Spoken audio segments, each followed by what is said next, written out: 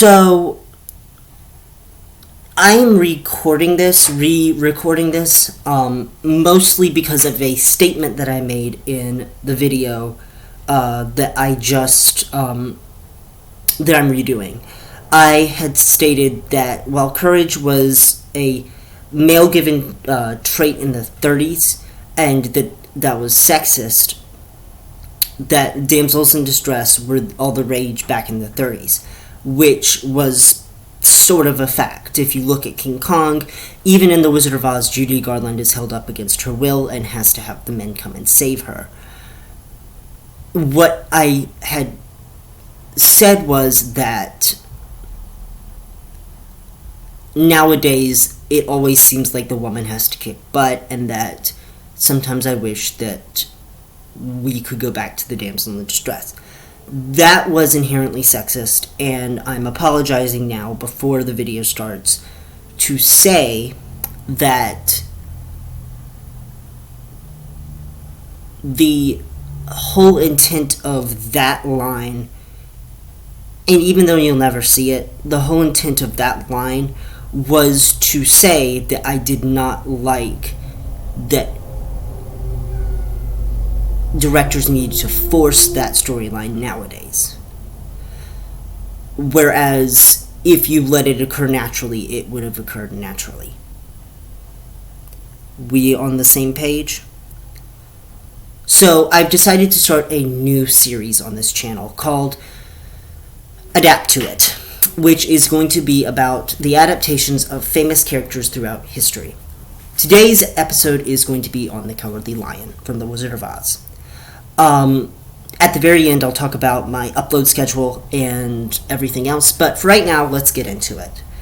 So, in the book, the Cowardly Lion is sort of a mean character. He's supposed to be this thing where I don't know the correct English for it, because my brain is not working. I had to wake up at, 3 o'clock this morning to get to work. My brain is just not working today, y'all. It was supposed to be this thing where it was oh haha funny. It's a lion who is scared.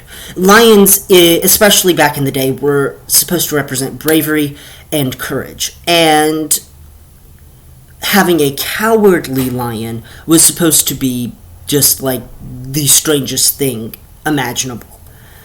Now, researchers have actually said that there will always be cowardly lions because whenever a lion bites or fights somebody, it is not out of spite, it is out of fear. You are embarking on their territory, they don't like that, they are scared of you, they will bite you. Just fact. So every lion is fearful of something. So, in the 1900s, L. Frank Baum writes The Wizard of Oz, and the Cowardly Lion is a major player. He helps destroy the Wicked Witch. Dorothy destroys the Wicked Witch, he's there. He scares off things, and everything's well and good until we reach the other books in the series, where he begins to be featured less and less prominently, until ultimately just not being in any of them. Whereas the Scarecrow and Tin Woodsman, who we'll look at later, are a major part of the next books. The Cowardly Lion would make appearances as Ozma's chariot driver, little things here and there, but never really have a fully fledged role in something until his own book, The Cowardly Lion of Oz, would be in production. Now, as there are roughly a shit billion things of the Cowardly Lion, obviously I'm going to be omitting the animated productions and predominantly focusing on live action. These include VeggieTales, yes, there was a VeggieTales, the DC Super Friends, Scooby-Doo, Legends of Oz, Dorothy's Return, Return to Oz, I'm not going to mention that one off, The Galaxy of Oz, the weird Japan one, the Rankin Bass productions. There were a lot. The new TV show that had just aired for little kids. I'm not going to be talking about those. Instead, I'm going to be talking about the main ones. So, in the 1920s, they created a silent film about the Wizard of Oz that had literally nothing to do about the Wizard of Oz.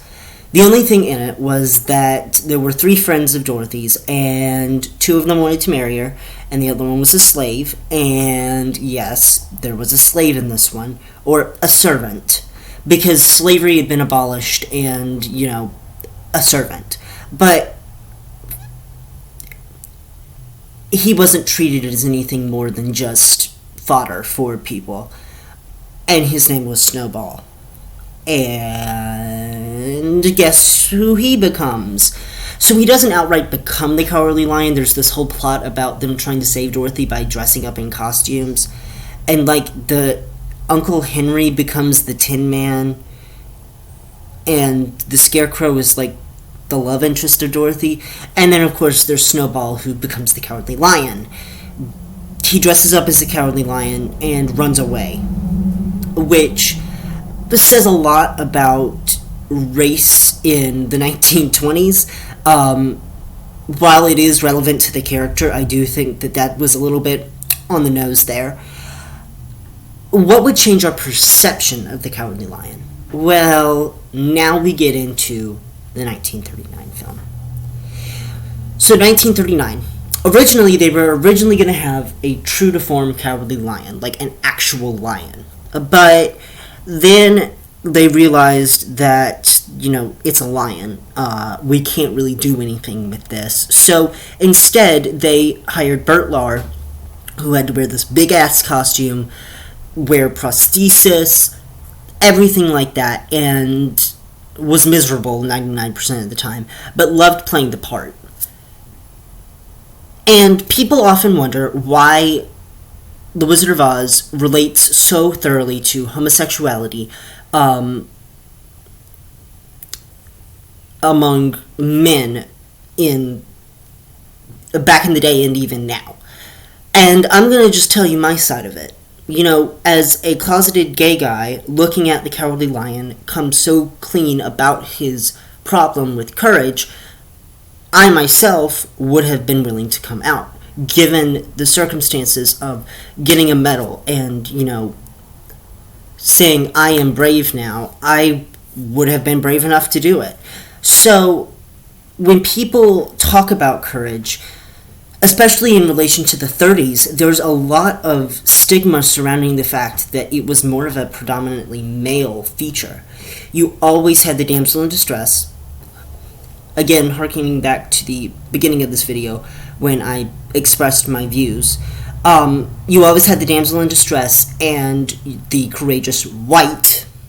Because again, we had Snowball, which, yay, Snowball was a thing, but not yay, no, he doesn't get a yay. Snowball was hot garbage, we don't talk about him. Hot mess. And I'm not saying the actor was a hot mess, though. Hold on. I need to look something up real fast. And yes, I was listening to memory, don't judge me. Also, that's another thing that I want to mention later in the video about my update schedule.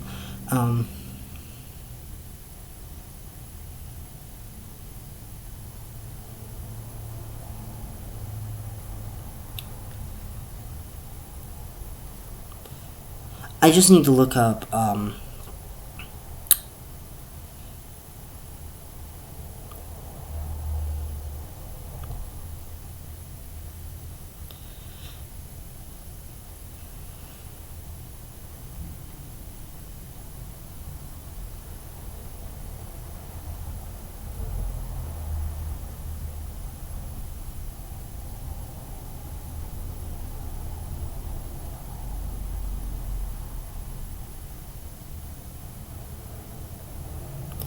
I was looking up the silent film because I need to.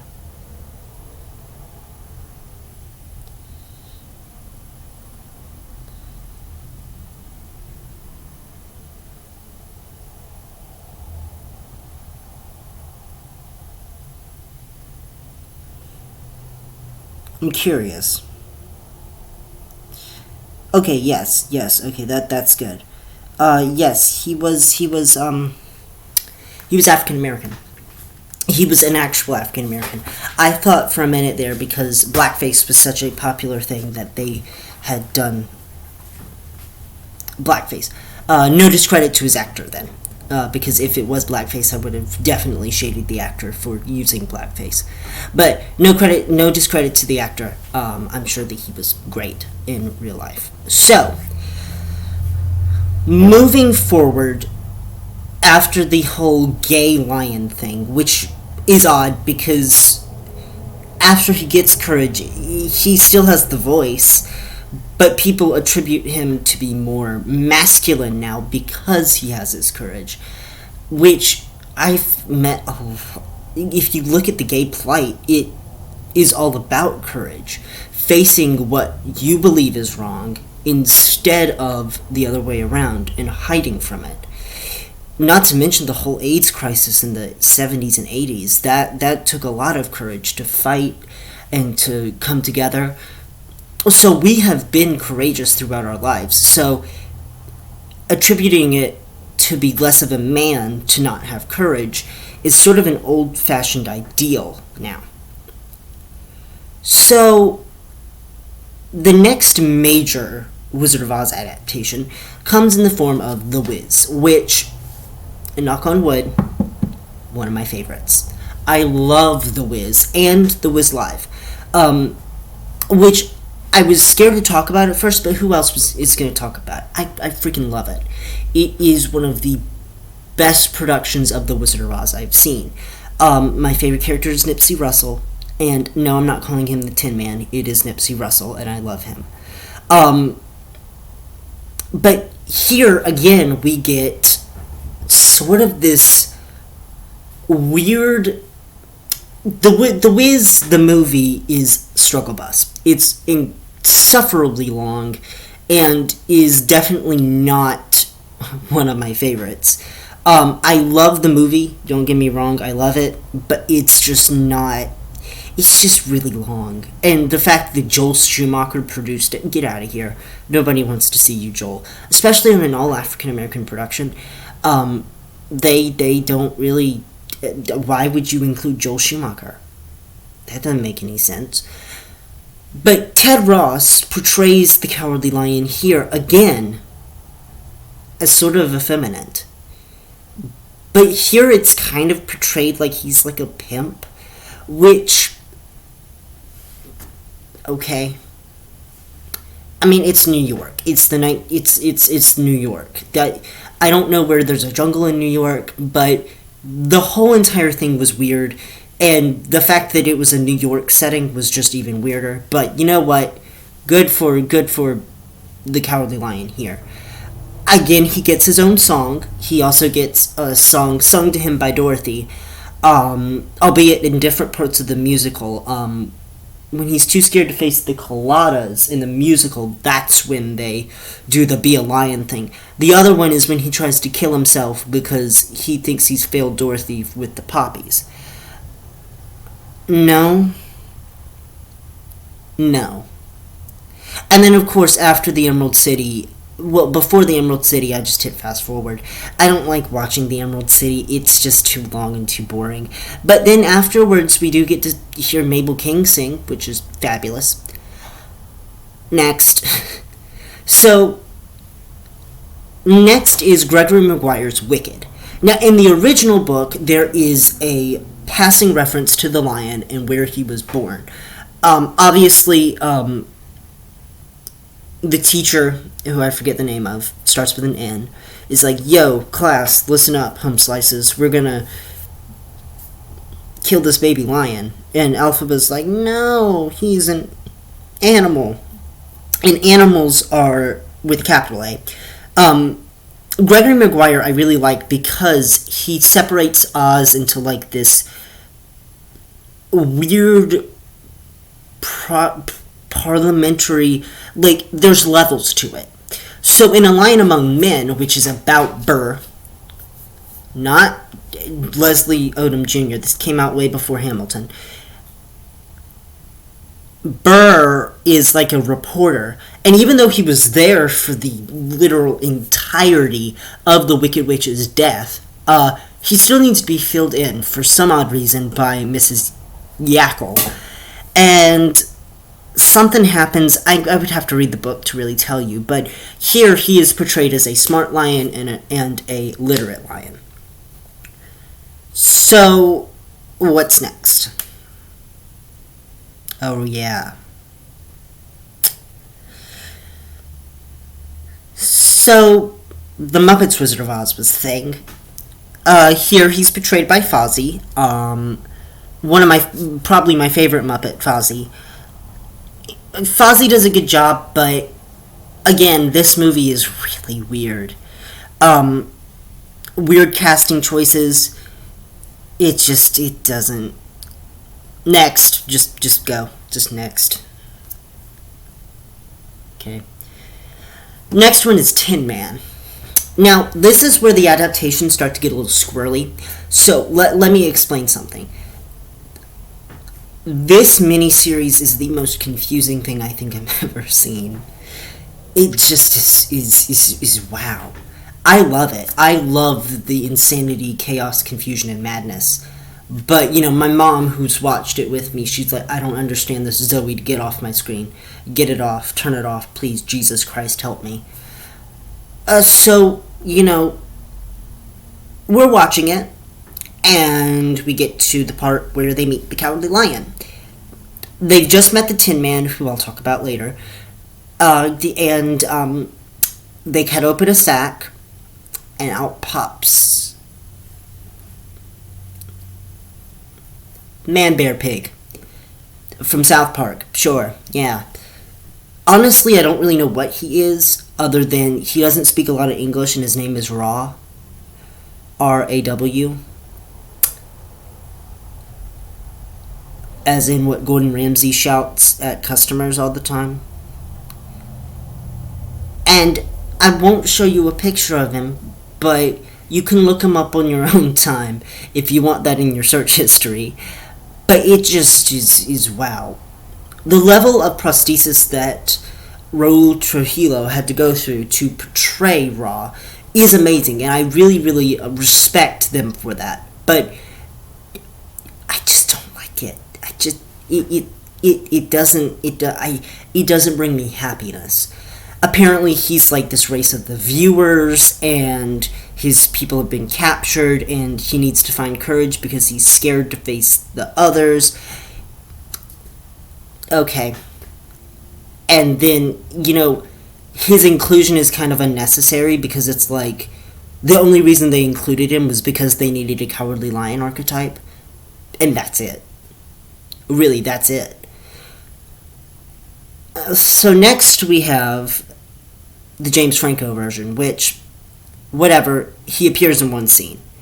And in Once Upon a Time, he also appears in one scene. So we have him all across the board. Now, the last one I want to talk about, before I give my general synopsis, or general review of The Cowardly Lion, is Emerald City.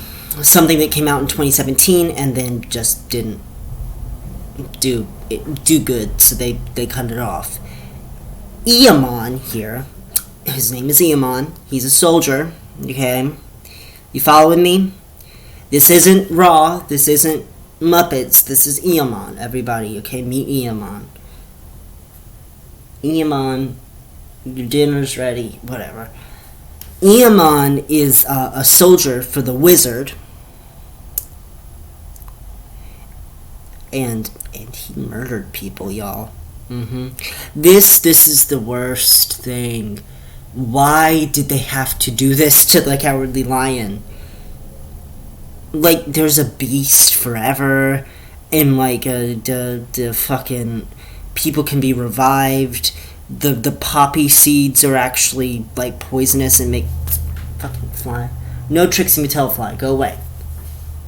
The people are like, Anyway, Ozma's in it, and she basically turns Eamon into a lion. Because he had a lion headpiece. And she's like, yo bitch, because you murdered my family. He did, by the way. I'ma curse you into becoming a lion. So I, as a 15-year-old, 16-year-old at the time, was like, yes, we're finally going to get to see the Cowardly Lion in action. I've been waiting for this. I don't like the character as much, but you know what? He's a lion now. And then they canceled the series because God hates me. So, that happened. So, my general synopsis for the lion is that y'all do him dirty. I really want there to be an adaptation where it is his life story, where we get something like that. And I have tried, y'all, to write that sort of story when I was a kid and when I was in high school even. It was called Cowardly, and it was gonna be a book, but I never really finished it. I had gotten so far as the Flying Monkeys before I just stopped. And I had done tons of world building, such as the Cowardly Lion and the Forest of Lions were protectors of the Silver Slippers. So whoever owned the Silver Slippers a lion had to stay guard with them at all times, which is why the lion is with Dorothy. And in the book, he had a much bigger role to play than just afraid. He was never afraid. He never needed the courage to begin with. And that's something that we see a lot in these sort of adaptations. And even with the original, he never needed the courage. There are so many times in the book that he shows that he is courageous, but he lacks the understanding to see that what he has done was enough for him to really understand that he was courageous the entire time.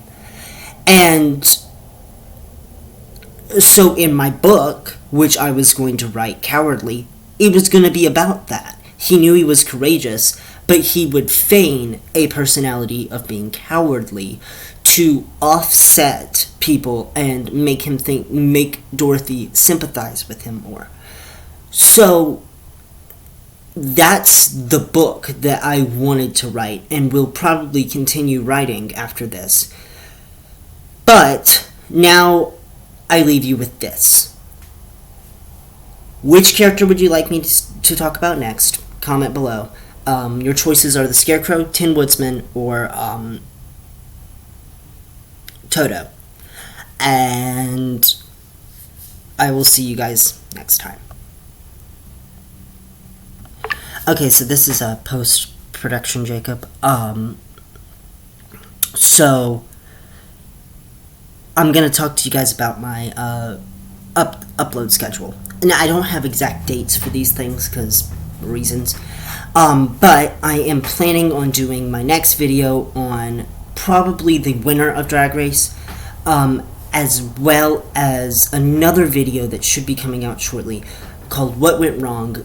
Cats, where I talk about the musical and the movie, and try to